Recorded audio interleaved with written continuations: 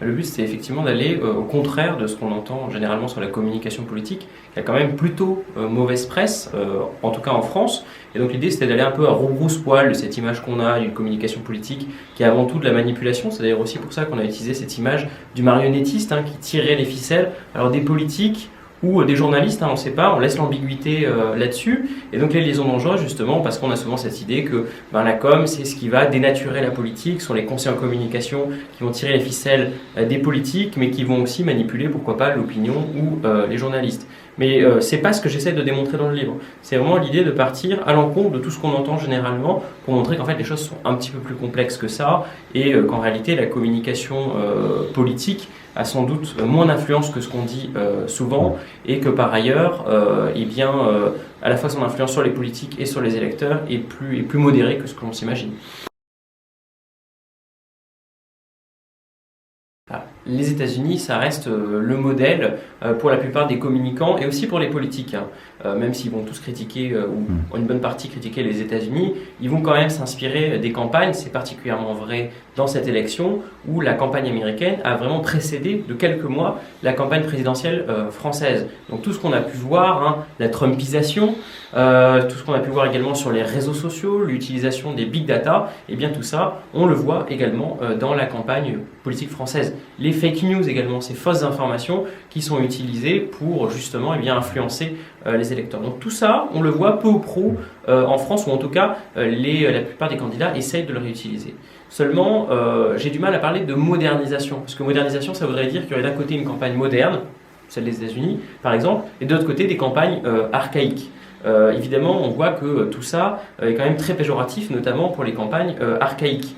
Donc plutôt que de parler de modernisation, qui ne veut pas dire grand-chose en fait, qu'est-ce qui est moderne par rapport à ce qui est ancien? Souvent on voit qu'on va réutiliser des techniques dites anciennes, je pense au porte-à-porte par exemple, et on va le réinventer. On va lier le porte-à-porte au numérique, comme ça s'est fait pour Obama et comme ça s'est fait dans la campagne d'Emmanuel Macron dans cette élection. Donc on voit que c'est compliqué de différencier ce qui serait ancien de ce qui est totalement moderne. Il y a effectivement des éléments nouveaux qui apparaissent dans ces campagnes électorales. On a les médias d'information en continu, et notamment les plus connus ce sont sans doute les chaînes d'information en continu d'un côté et les réseaux sociaux pour Internet. On a l'utilisation des big data, donc ce sont toutes ces données qui permettent de mieux connaître les électeurs et de les cibler, du coup, de faire une vraie communication qui soit ciblée jusqu'à l'individu.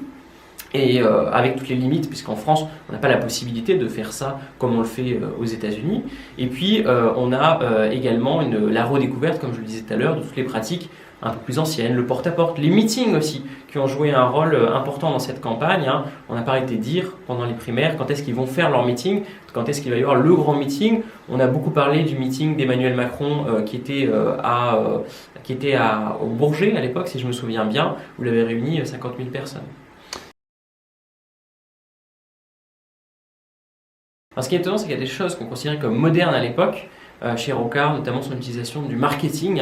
Il s'appuyait beaucoup sur des conseillers en communication, notamment des publicitaires, qui essayaient d'appliquer les techniques du marketing, c'est-à-dire, en fonction des sondages, essayer d'adapter le message, de trouver le message et l'image la plus séduisante pour les lecteurs. Il y a certains aspects qui paraissent très modernes à l'époque, qui aujourd'hui paraissent au contraire complètement archaïques, voire même, pour certains, qui ont disparu. Je pense notamment à ce qu'on appelait à l'époque les sociostyles.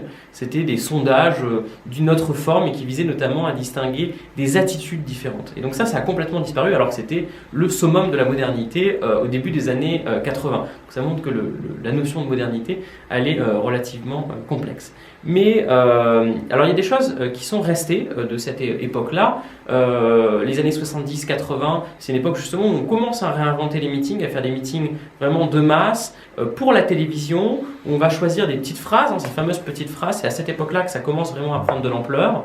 Il y a également le media training, donc c'est-à-dire l'idée qu'on va adapter le candidat à la télévision en le préparant, en lui faisant faire de nombreux essais en studio, ce que faisait Rocard dans les années 70, qui était vraiment très nouveau pour l'époque et qui aujourd'hui est d'une banalité extrême pour la plupart des candidats. Je pense notamment à Emmanuel Macron qui, semble-t-il, en a beaucoup fait ces dernières années. Donc il y a des choses qui sont restées globalement, qui se sont amplifiées, qui ont pris un peu plus d'ampleur qu'ils n'en avaient à l'époque. Il y a évidemment des choses totalement nouvelles. Il n'y avait pas Internet à l'époque et ça change quand même beaucoup de choses puisque à l'époque, tout se joue essentiellement à la télévision, un petit peu dans la presse, puis également sur le terrain. Mais c'est globalement la télévision qui occupe le haut du pavé.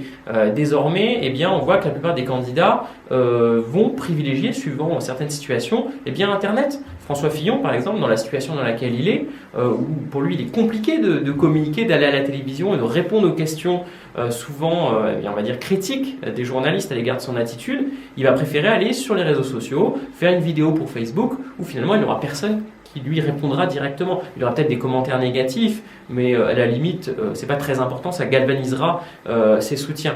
Donc il va s'adresser, il va passer au-dessus des médias en allant directement sur les réseaux sociaux. Donc ça, c'est évidemment totalement nouveau et ça n'existait pas à l'époque.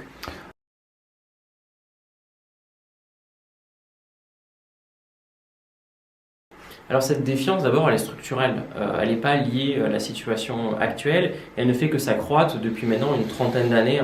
Depuis le début des années 80, vous avez une défiance croissante à l'égard de la plupart des gouvernements et de tous les partis politiques. C'est étonnant de voir que dans les années 70-80, les partis politiques sont à l'époque extrêmement populaires. Ils ont 70%, 80% d'opinions positives.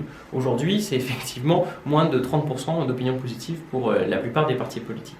Donc elle est d'abord structurelle et donc là on va dire que c'est plus important effectivement que ça n'était ces dernières années.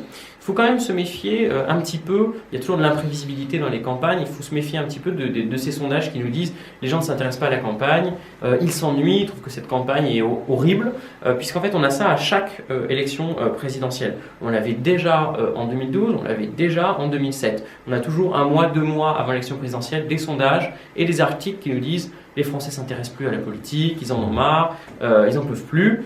Donc c'est quelque chose, c'est un discours qu'on a de manière récurrente. C'est pas totalement nouveau et on verra si finalement c'est le cas le jour du scrutin. Puisqu'il y a quand même un enjeu qui est très important et qui va pousser, y compris des gens qui en ont marre, entre guillemets, à aller quand même voter. Donc ça, on verra.